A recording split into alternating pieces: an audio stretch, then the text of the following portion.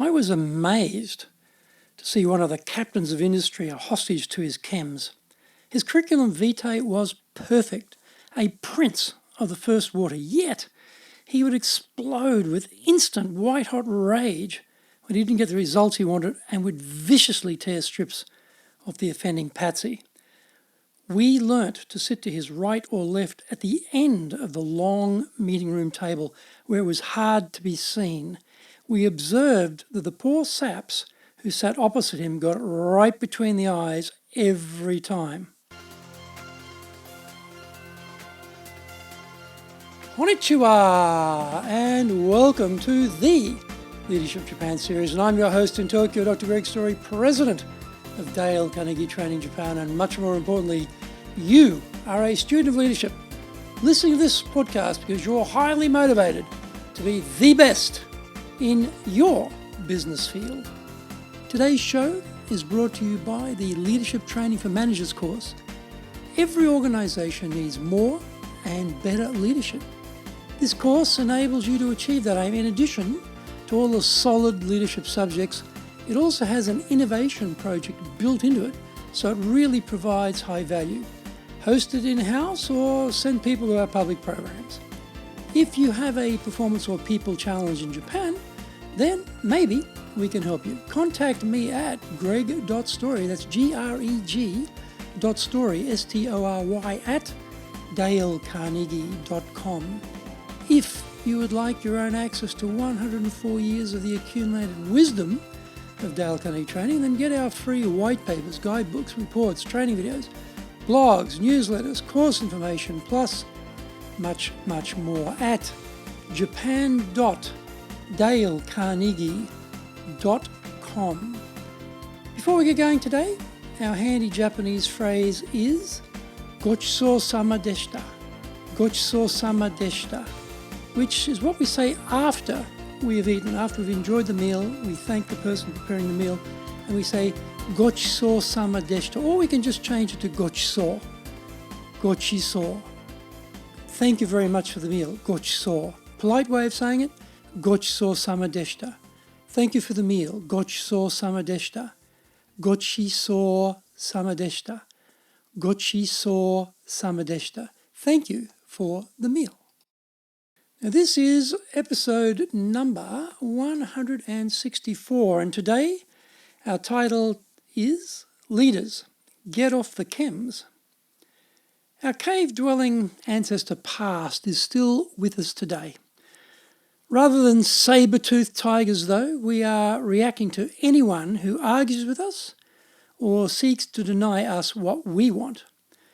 The chemical cocktail in our bodies ignites passion, anger, mouth before brain outbursts, cursing, putdowns, sharp rebukes, and killer comebacks. Fleet of foot, our reactions saved us from being lunch for predators. But today, that same nifty speed can get us into trouble with those around us. Common sense is not common. Crystal clear communication goes unheard.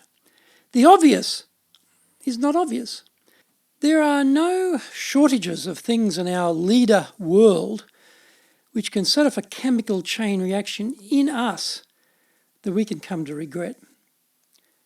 The 6-step devastation cycle plays out like this.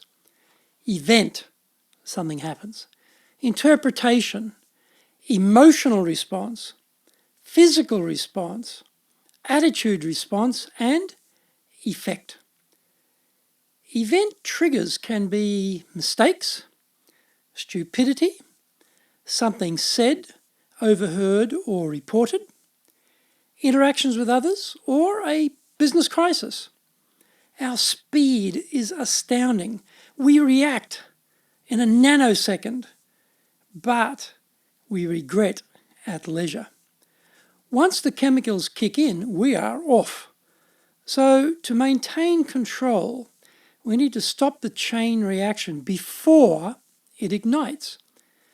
You normally imagine that leaders are there because they are in control and can therefore be trusted.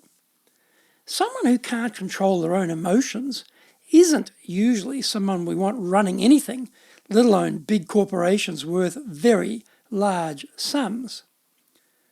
I was amazed to see one of the captains of industry a hostage to his chems. His curriculum vitae was perfect, a prince of the first water, yet he would explode with instant white-hot rage when he didn't get the results he wanted and would viciously tear strips off the offending patsy. We learnt to sit to his right or left at the end of the long meeting room table where it was hard to be seen. We observed that the poor saps who sat opposite him got it right between the eyes every time. I'm sure we all have our war stories of demented leaders who couldn't control their emotions, and maybe sometimes, in extremis, we have joined them ourselves. How do we keep the chems in check when we are tormented by people who don't do what they are supposed to do when they are supposed to do it? Here are some steps we can take. 1. Recognize it is anger and that it is chemically fueled. When we know we have set off a chain reaction and the chemicals in the body have now kicked in, we better understand that we have to take action to seize control back from the chems. 2. Suspend judgment, because we may not have enough facts yet. We may have been told a version of events, and there may be certain circumstances which change our view. Before exploding, seek more data and insight. This will also help us to cool down a bit. 3. Don't attack the other person. None of us are perfect, so keep that in mind before setting forth with a tirade about their shortcomings. Remember, every person we meet is carrying a heavy load in their lives, which we don't know about. So who are we to assume we could do any better in their circumstances? 4. Before we launch forth, inject a pause, followed by a cushion. Now, a cushion is a short sentence that acts as a chem breaker to allow us to regain control. We might say something innocuous such as, well, this issue is an important one. We neither agree nor disagree when using this statement, but we buy valuable time to remember to ask more about the problem background rather than immediately verbally lacerating our interlocutor. 5. Walk away. If you feel uncontrollable molten lava about to start erupting out of your mouth, just say, "Excuse me," and add some physical and temporal distance to enhance your perspective on the lava trigger. As ancient wisdom says, when faced with a killer issue, how we react is the real problem we need to solve. Engaged employees are self-motivated. The self-motivated are inspired. Inspired staff grow your business, but are you inspiring them? We teach leaders and organisations how to inspire their people. Want to know how we do that? Contact me at greg.story, greg.story, S-T-O-R-Y, at dalecarnegie.com.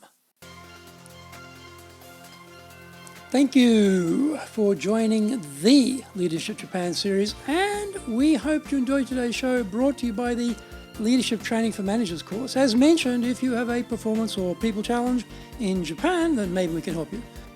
Contact me at greg.story, greg.story, S-T-O-R-Y, at dalecarnegie.com. Also, remember to access your Dale Carnegie Training free reports, white papers, guidebooks, training videos, blogs, newsletters, course information, plus, and there's a ton of stuff over there at japan.dalecarnegie.com.